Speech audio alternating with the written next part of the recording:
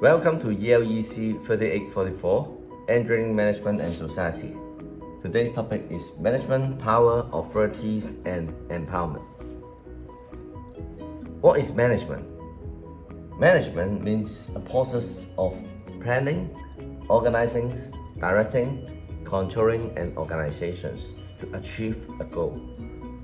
So this is a process to guide the development and maintenance and allocations of resources so that the team can fulfill the goal together. It is a dynamic process that we may need to change and evolve in order to meet the internal and external change and atmosphere. So these are the four processes. Planning, that is to determine what organization needs to do. For example, what are the goals and what are the year plan, what are the deliverables that we want to achieve in this year. Organizing, so determine how is the best way to arrange the organization resources so that we can have a coherent structures. So we need to organize the staff in an organization such that they can work together in the same directions. Otherwise, even though people are working very hard, but if they're working in different directions, then the company cannot move forward. Directing, which involves the guiding and motivating the employees, push them forward and so that they can work together to achieve the goal. Last but not the least is controlling. We also need to monitor the organization's performance to ensure that it is moving in the right directions, or otherwise we may need to do some directional change or some rectifications. So in the whole process, once we plan the year plan and the organization strategies, then we organize the staff and resources in the organizations in order to achieve that goal, and also direct the staff to work towards that directions. And at the same time, in the whole process, we need control to control the plan, make sure that this is reasonable and realistic, and also control how we organize the staff force as well as how to direct them to achieve the goal. And during the process, there may be some uncertainty. There may be unplanned situations, some ad hoc events, such as the current coronavirus. Many companies have changed their plan, and the external factors like the trade war and also the economic downturn and so on. So these are the factors that may affect our original plan, and we need to do some changes and evolve our plan accordingly. As an engineer, we know how to do system control. So this is a typical control diagram. We have some desired target, that is your year plan, and then we have some PID controller to monitor and control the changes and do the directions. And then we have the system, okay, the input and output of the system, and have a scope to monitor the output. So this is the planning at the beginning stage, organizing, and then we have the directing using the PID controller to control the motors or any active devices, and also controlling, measure the outcome, and then compare with the original desired output and check whether they are the same. So if there's any gap, then we control the controller so that it can direct the system to move to the right track. And at the same time, there may be noises that will affect the system. For example, this is a water level controller. We want to set the water level of a tank to a certain level. So if in the water tank, the level is not up to our desired level, then the PID controller will release more water into the tank. If the water level is more than the desired level, then it turns on the valve and then release some water out. So this is the way how they control the water level of a tank to make sure it's at the same level. And how to direct different units in the organizations is also very important. For example, in the water tank system, if the controller is out of control, it turns on the tap, but at the same time it's also open the valve. Well, then water will flow into the tank, but at the same time leak out through the valve. So it means that in the organizations, if the staff are not working in the same directions. So even though they are working very hard, the resultant force is zero, okay, just like the vector. So we need someone, okay, usually the CEO or managing director or the boss, to give directions so that they can move to the same directions at the same speed. Just like rowing a dragon boat, we need a commander sitting at the front, give command to the teammate, ask them to move forward, 1, 2, 3, 1, 2, 3, 1, 2, 3, okay, so that they can put the pedal at the same time and move the whole dragon boat forward. Just like in a company, they can move to the same direction. So in the dragon boat, we have a commander. How about in the company? So in the organization structures, who manage the company? You? Me? Someone at the top? Or as we learn in the organization management, will it be the project manager or the functional manager? So in the organizations, there are someone like the managers, the CEO, who have more power compared with others. So what makes us different from one another? Someone can sit comfortably in the office, give order to the staff. Are we all equal? So in the organizations, there are someone who are more superior than others, like the boss, the CEO, who can give command to others, while other people, the staff, will do most of the work, and the boss will sit comfortably in the office. And what makes this difference? So who gives them the power and authorities? According to the definitions, a leader which you recommend must have power. And in order that they can make the ultimate decisions, so he must acquire the given authorities. Well, so what's the differences between power and authorities? Now let me give you an example. The differences between power and authorities can be explained by the differences between Superman and the last emperor of China. So a Superman is very powerful, right? He can fly, he is strong, and also he can even travel through the time. So he is powerful, but he did not have any authorities. So in the movie, he's just a press reporter. He has no authorities, he's not the government, he is not the lawmaker, but he is powerful, he is strong. He don't have the authorities to put someone into jail, but he has the power to punish someone. But for the last emperor of China, he is the king. He has the authorities to rule the country, but he is just a kid, a child, but he did not have any power. He still need to listen to the adults, okay, the one who look after him, or the government, the secretary, and so on. So this is a good example that someone may have authority, like the king, a baby king, but he did not have any power. But someone like Superman is very powerful, but he does not have any authority. So power can be acquired or given through the following ways. Okay, it could be culturally accepted. For example, in some countries, like in the UK, in Thailand, they do have the king and queen, and this is their culture. The people are well accepted this culture, and they respect this king and queen as the spiritual leader. Some power are systematically installed. Their power is given by the system. So for example, the president of the United States, the chief executive of Hong Kong. So this is according to the law, the constitutions. So they get the power and authorities to rule the country or city. And some power is personally gifted. For example, famous star, the sports star, movie star, they have the power and they can influence other people, and because this is personally gifted. And some power are self-acquired. For example, when you work hard, you will graduate with a good grade and honor, and then you will have power and you can have authority in the future. And then you can gain authorities, which is the right to command other human resources.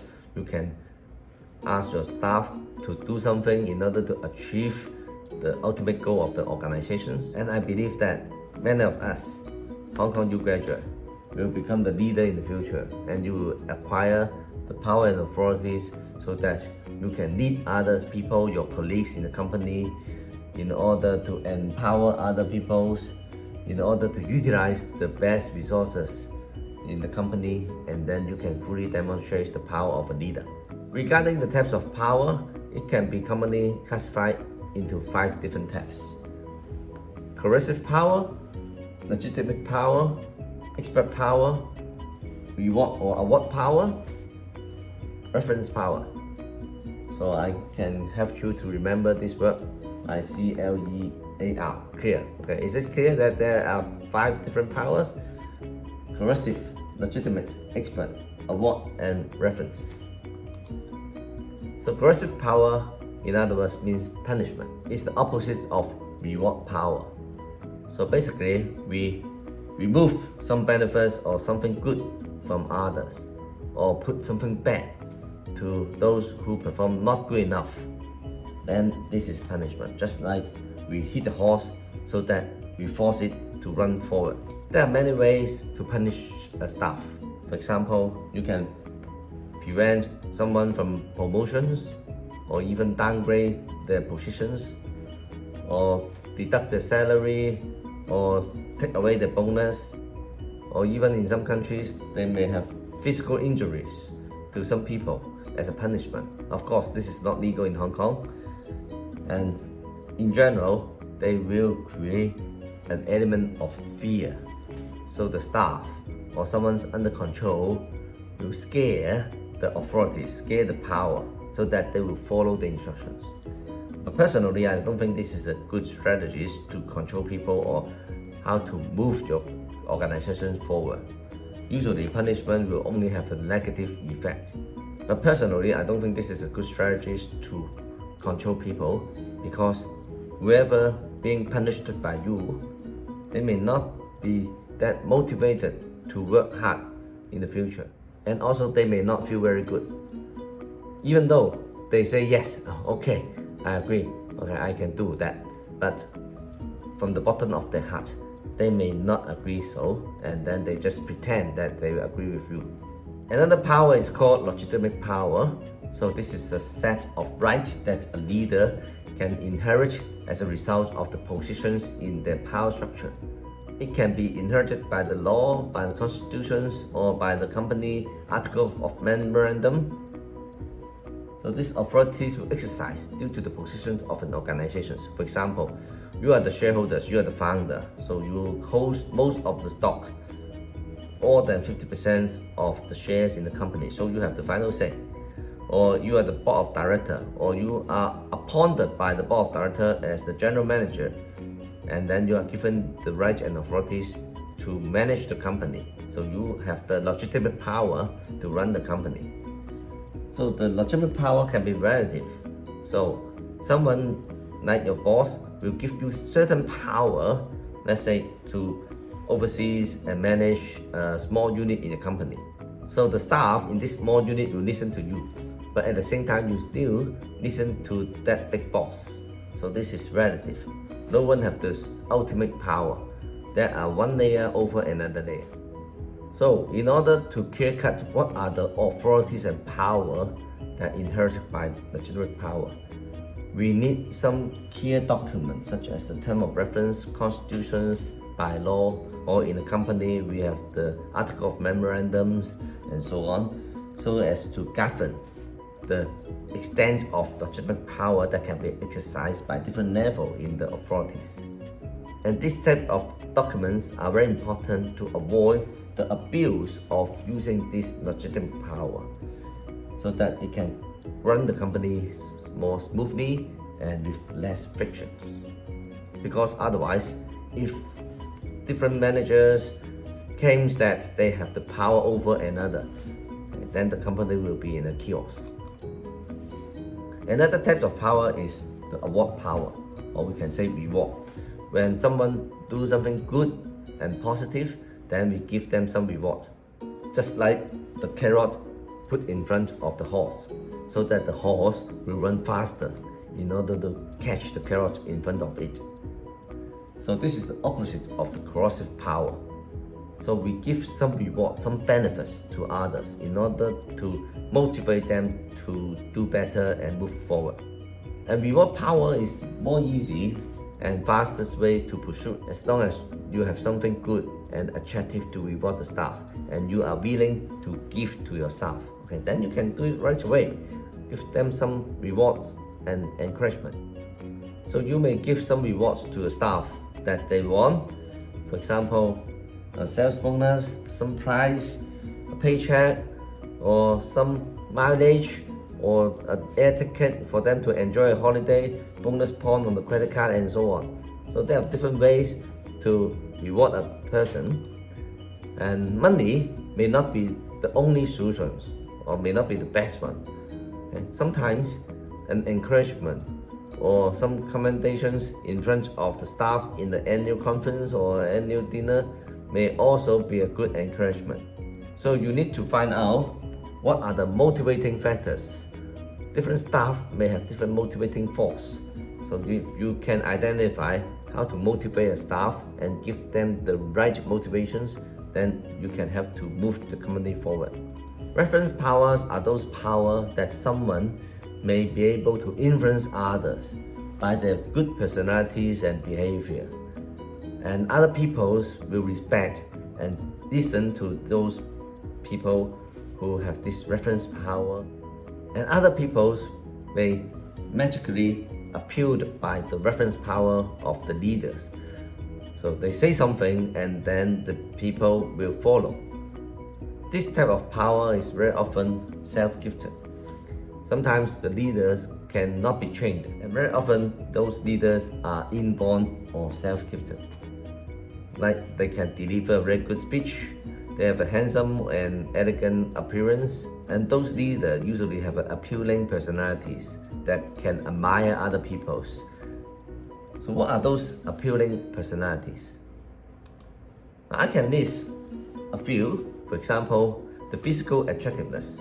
Okay, strong and tall, and also they can dress beautifully with a good manner, and their lifestyles are appealing and other people enjoy and appreciate their lifestyle, and they're very friendly to you, to everybody, so that they can build a good relationship with everyone in the companies.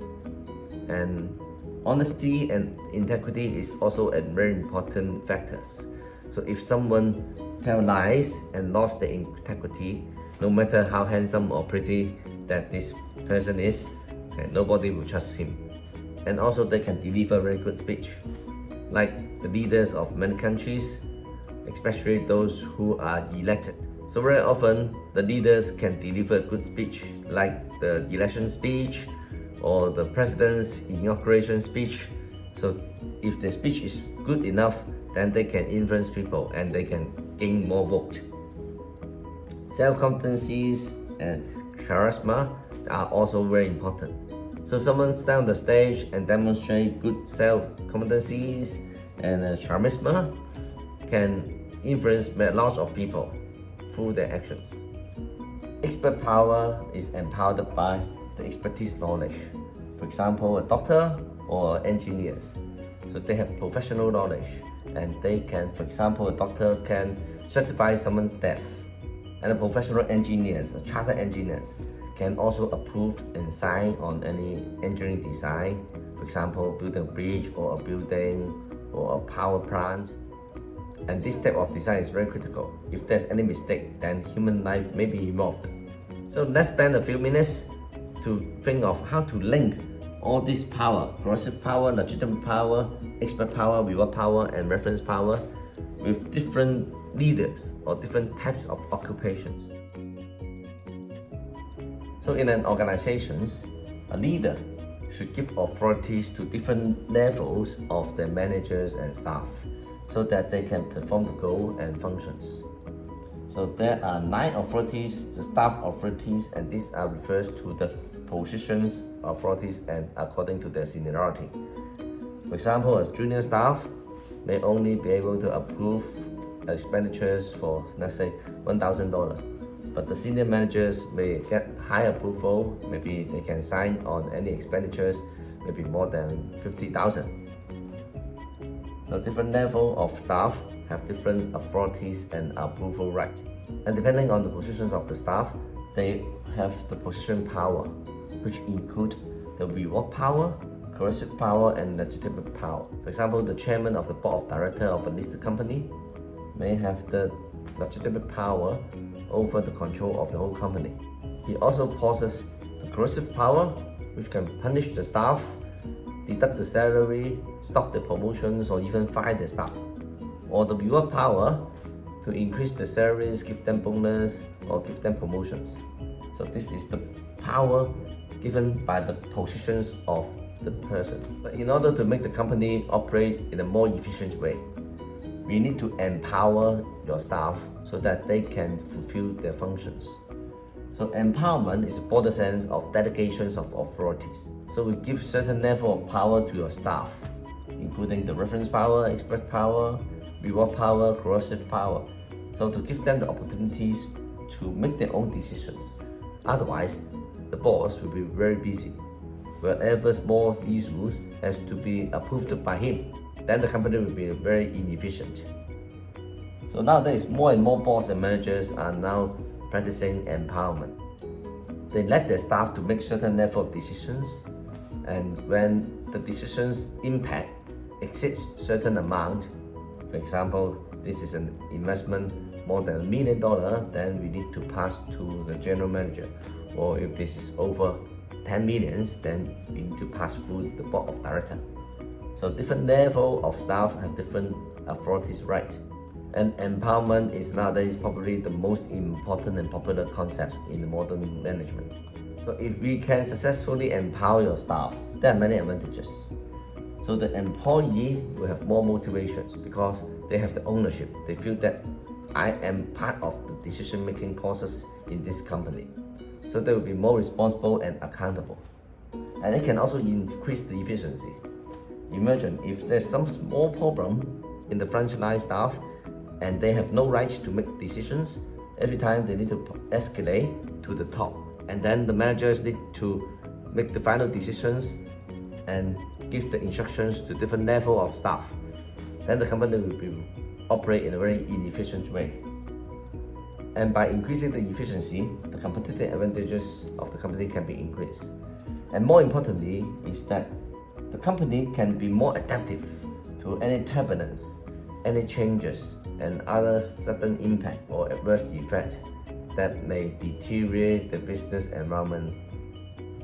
So if we can empower the managers and they can effectively use their authorities, then they can help to push the company forward. For example, the founder of Microsoft, he said, as we look ahead into the next century, leader will be those who can empower others. So leader is not the one who can do everything. Instead, a leader should be able to empower others so that every staff in the organizations can help to push the company forward.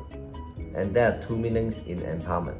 The first is that you enable your subordinate, your staff, to share your position power, so that they can exercise the position power and at different specific level. The second point is that you give opportunity to your staff so that they can be encouraged to enhance their non-position power. And we can achieve workplace empowerment by three measures: share the information, create autonomy, and also replace the old hierarchy with a self-managed team. First, we share the information with everyone in order to be transparent to your staff so that they know what is going on in the company, what other people's, other staff, other colleagues are doing. So we may need to open up some information, let them know what's happening. For example, when you send email to someone, even though they are not directly involved, you may put them in the CC list, carbon copy list, so that they know what's happening. And sometimes they may also be alerted at an early stage when they are aware that something is wrong, then they may report to the boss. Or sometimes you may also make use of the black CC list, okay, which means that you send emails to someone, but you also black CC to your boss. so that you can report to your boss what is going on. By doing so, you can increase the trust level of the staff because they can understand more about the company information and they can build the trust between the employer and employees. Another way to achieve empowerment is to create an autonomy through boundaries. So you open up the communications and share informations, and also build an information system like the MIS, Management Information System, or ERP, the Enterprise Resource Management Planning. So this type of system can help the company to increase the transparency. So staff will know what's going on, how many orders, what are the stock level, so that they can make the decision easier. And also not every time they need to escalate the problem to the top before they can solve the problem. And the third point is that we can also replace the old hierarchy with the self-management team. So this is a typical organization structures. We also discussed the problem of a complex organization structures. Staff has to escalate or have to get approval from different level of the approval process, and it is very time consuming and make the company very inefficient. So if we can pass more responsibilities to the self-managed team, so that each small team can have their own target, own objective, and own level of authorities to make, then it can help the company to move much faster. Not every time needs to go through the approval process at the top before they can execute. And finally, I would like to give everyone an advice. Power, especially absolute power, means that there's no control, no check and balance. So you as the top leader, you can do whatever you want, make whatever decision you would like. Okay, this is very dangerous. For example, the former president of the United States, Lincoln, said, "Absolute power always corrupts absolutely. Nearly all men can stand adversity, but if you want to test a man's characters, give him power." So if this man is a dictator, you give him power, then you can test it out. Or if this man is a good leader, you give them power. So as a Hong Kong U graduate, I believe that many of you will become a leader. Maybe not only in your company, maybe in your government or countries or even the world. So I hope you can better utilize the power that you will acquire and work together to make a better futures for human life.